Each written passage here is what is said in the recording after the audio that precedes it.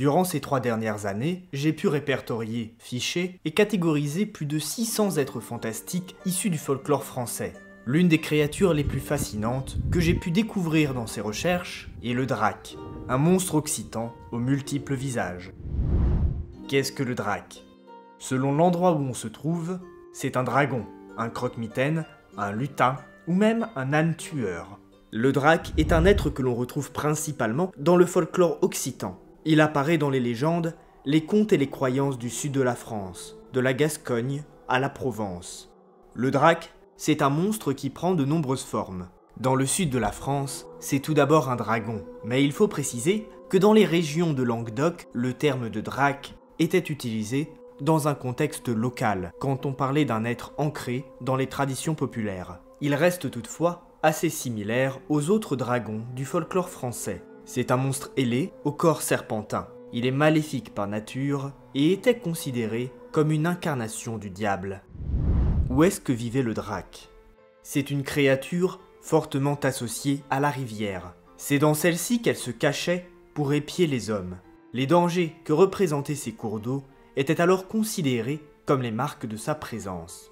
Le drac, comme le dragon, était un emblème religieux, incarnant le mal. Il apparaît dans les légendes dorées des saints chrétiens. C'est l'ennemi que l'homme d'église ou le héros doit terrasser pour illustrer la victoire du christianisme sur les foi païennes. Dans le Gévaudan, c'est une princesse mérovingienne, une figure légendaire, sainte Éminie, qui triomphe du drac sur les bords du Tarn. Un exploit qu'elle réalise avec l'assistance d'un abbé nommé Hilaire. Difficile de ne pas faire le lien avec saint Hilaire, l'évêque de Poitiers, lui aussi un saint soroctone, c'est-à-dire tueur de dragons, qui combattit et triompha de la Grande Goule, un dragon hideux qui terrifiait les habitants de la ville de Poitiers. L'étymologie de son nom étant la même que celle du dragon, ce n'est pas surprenant que le drac dépasse les frontières françaises. En Catalogne, c'est une figure importante du folklore. On le retrouve lors de fêtes populaires, et si un jour vous passez par Barcelone, ouvrez un œil au parc Güell. Vous y verrez une fameuse statue de salamandre signée par Gaudi, dont le nom, El Drac, est une référence à ce folklore partagé des deux côtés des Pyrénées. Le Dauphiné avait aussi son drac, mais cette fois, c'est bien d'une rivière dont on parle. Ce cours d'eau, qui traverse Grenoble, est traditionnellement personnifié comme un dragon. Le Rhône n'est pas un simple fleuve, parfois destructeur. Son courant est vif, ses crues redoutables. Et sous sa surface se tapissait un monde peuplé de créatures oubliées. Vous avez peut-être entendu parler de la Tarasque, ce dragon chimérique issu des traditions populaires de Tarascon, que la sainte Marthe de Béthanie dompta à son arrivée en Provence. Mais voyez-vous, juste de l'autre côté du Rhône, à Beaucaire, existait une autre bête légendaire, le drac de Beaucaire. Moins célèbre, mais tout aussi intéressant, cette créature apparaît dans les croyances populaires dès le XIIe siècle. C'est un monstre mal défini. Parfois, c'est un dragon. Parfois, il a des traits humains.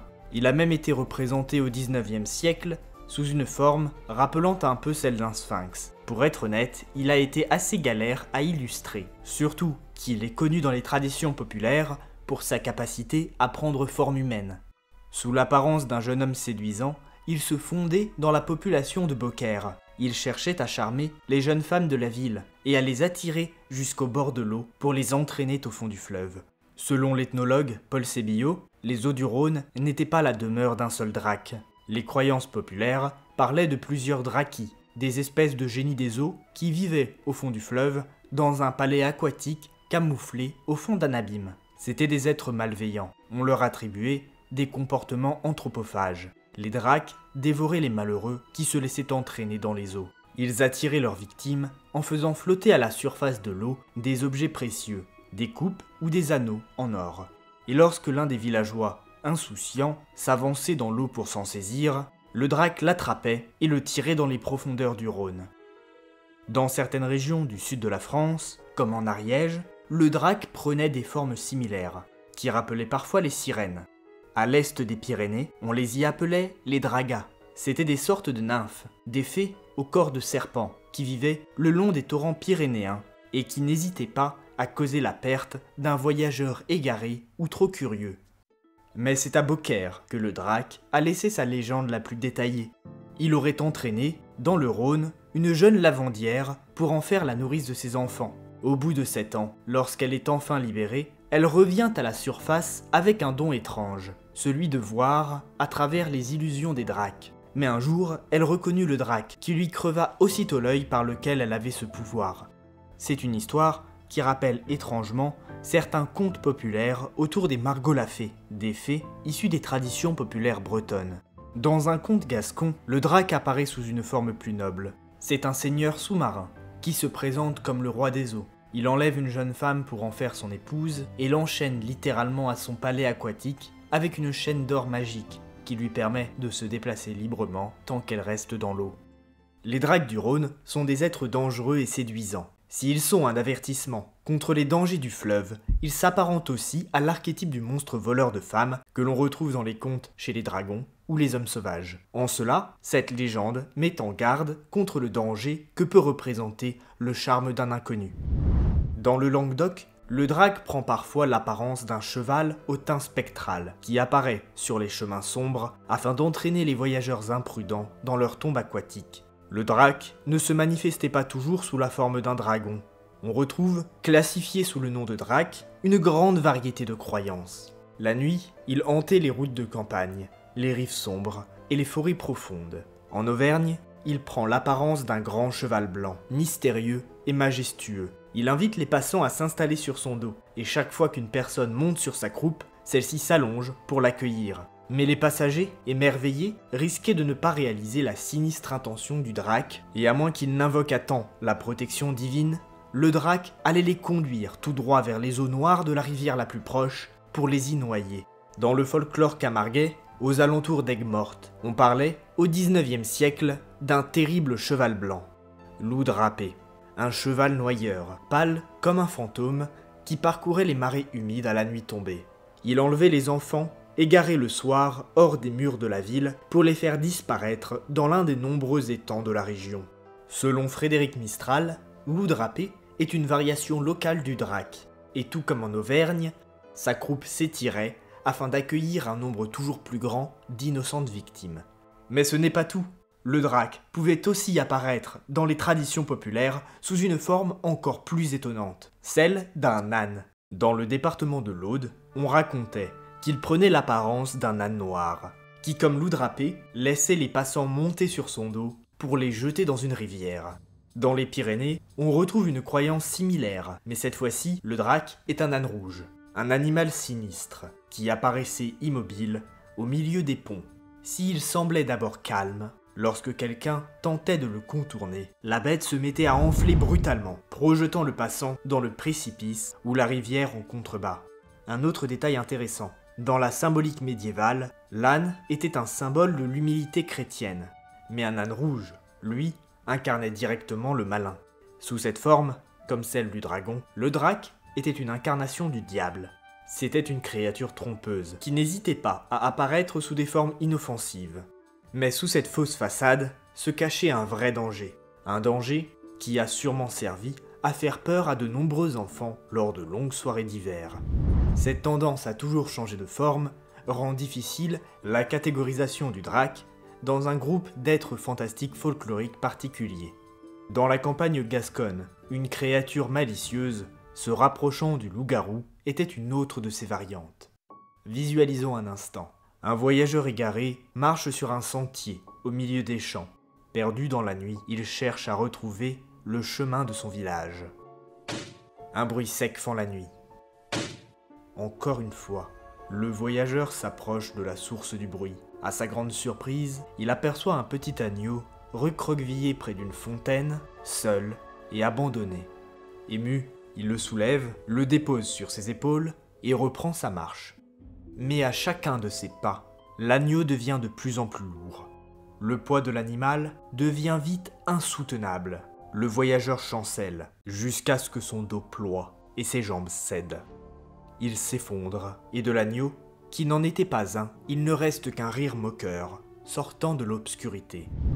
Cette créature, c'est le tac, un esprit farceur, malicieux et énigmatique qui rôdait sur les chemins, dans les forêts et autour des fontaines de la Gascogne, particulièrement dans les Landes.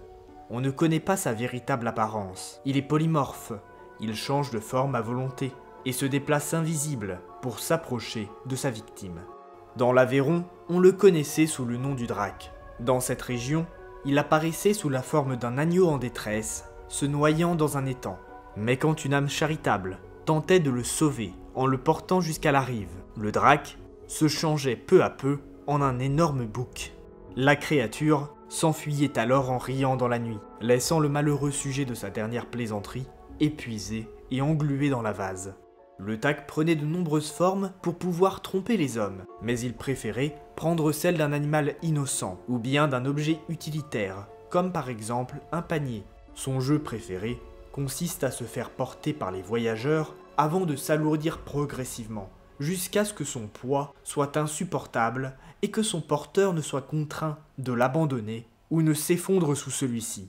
Ce comportement rappelle celui d'une autre créature nocturne, que l'on retrouve dans les traditions populaires gasconnes, la ganipote, un loup-garou qui, métamorphosé en divers animaux, piégeait ses victimes afin de se faire porter jusqu'à l'épuisement de celles-ci. Le Tac attirait les victimes de ses plaisanteries en imitant le bruit du hapcho, une hache traditionnelle de la région.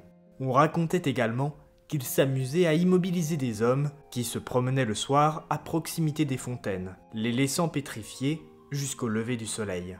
Contrairement aux précédentes formes du Drac, le Tac est une variante qui est plus malicieuse que maléfique. C'est un petit farceur espiègle. Un être dont le comportement se rapproche bien plus du lutin que du dragon. Le Drac était aussi l'objet de légendes dans le Cantal, ainsi qu'en Auvergne. Ce n'était ni un dragon, ni un esprit noyeur, mais un petit lutin domestique. Là aussi, il était capable de changer de forme, et de se cacher de la vue des hommes. Il passait principalement son temps autour des fermes qui parsemaient le massif montagneux. Il aimait entrer dans les étables ainsi que dans les écuries, mais par contre, il avait tendance à y faire des bêtises et à y embêter les animaux. Dans son dictionnaire infernal, Colin de Plancy le décrit ainsi. Lutin du midi de la France, dans certaines contrées, ce n'est qu'un follet malin qui prend toutes sortes de formes et fait toutes sortes d'espiègleries. L'ethnologue Paul Sébillot racontait aussi des croyances paysannes à son sujet. Ces lutins s'amusaient avec les vaches, ils leur attachaient la queue et faisaient la traite pendant que les fermiers étaient absents. Et dans les écuries, il avait l'habitude de monter un cheval une fois par semaine pour faire sa course. Il fallait donc toujours laisser au moins un cheval à l'écurie pendant une journée, chaque semaine, comme sorte d'offrande. Sinon le Drac emportait la bête et ne la rendait qu'une fois qu'il l'eut complètement épuisée. Si vous avez bien suivi, vous aurez remarqué que le terme de Drac était donc utilisé, en Auvergne, dans les contes populaires, pour décrire un lutin, mais aussi un cheval noyeur. Dans cette région, on se protégeait du petit Drac en dispersant des graines ou du riz dans un coin du foyer. Le lutin était obligé de tous les compter. Pour éviter d'y passer la nuit, il préférait alors rester loin de la demeure ainsi protégée. Dans l'Aude et dans le Quercy, on lui préparait de petits gâteaux qu'on laissait dans un coin de la maison afin d'entrer dans ses bonnes grâces. Le Drac était joueur, espiègle, mais plutôt gentil, et il pouvait rendre des services dans le foyer et au champ si on le récompensait correctement. Mais toutefois, malheur à celui qui romprait son contrat avec le petit lutin. Le Drac est un nom donné à des croyances populaires très diverses à travers l'Occitanie, mais certains éléments de ces légendes se ressemblent, comme son lien avec l'eau ou sa tendance à se métamorphoser. Les récits populaires le faisaient parfois habiter dans les forêts, où il n'était pas seul. Le folklore français a un bon nombre de contes et de légendes qui mettent en scène des créatures vivant dans les bois. Clique la vidéo à l'écran pour les découvrir.